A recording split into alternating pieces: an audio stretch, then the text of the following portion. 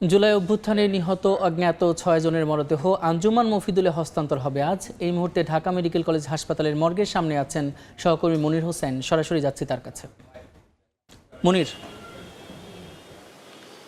জুলাই অভ্যুত্থানের ৬টি বেওয়ারিশ লাশ ঢাকা মেডিকেল কলেজ হাসপাতালের মর্গে রয়েছে এবং সেগুলো আজকে আঞ্জুমান মফিদুলের কাছে হস্তান্তর করা হবে। আমরা এখন পর্যন্ত আসলে যতটুকু জানতে পেরেছি অল্প কিছুক্ষণ পরে অর্থাৎ 10:30টার দিকেই আঞ্জুমান মফিদুল এখানে আসবেন এবং তারপরে এখানকার যেই বেওয়ারিশ লাশগুলো আছে সেগুলো হস্তান্তর করা হবে। এই বেওয়ারিশ লাশগুলোর মধ্যে আমরা যতটুকু জানতে পেরেছি 5জন পুরুষের মরদেহ রয়েছে এবং একজন নারীর, এবং এদের মধ্যে একজনের নাম শুধু জানা গেছে এনামুল, যার বয়স 25 বছর, এবং আর কোনো তথ্য এদের জানা যায়নি। এবং বাকি যেই 5 জনের তাদের আসলে কোনো তথ্যই পাওয়া যায়নি।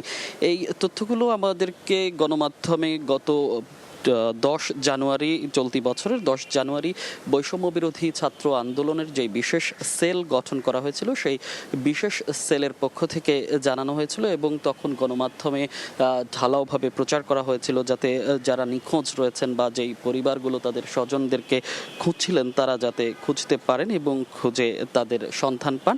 তো সেই থেকেই এই বেওয়ারিশ লাশগুলো ঢাকা মেডিকেলের মর্গেই রয়েছে এবং আমরা আসলে যতটুকু জানতে পেরেছি তাদের যে ময়না তদন্তের রিপোর্ট হয়েছিল সেই ময়না তদন্তের রিপোর্টেই বলা হয়েছিল যে এই যে লাশগুলো সেগুলো আসলে বৈষম্য বিরোধী ছাত্র আন্দোলনের সময়কার লাশ, এবং তখন যেই 5 জনের বলা হয়েছিল তারা আঘাতজনিত কারণে মৃত্যুবরণ করেছেন এবং শুধু এনামুলের মৃত্যু হয়েছে কোনো উপর থেকে পড়ে।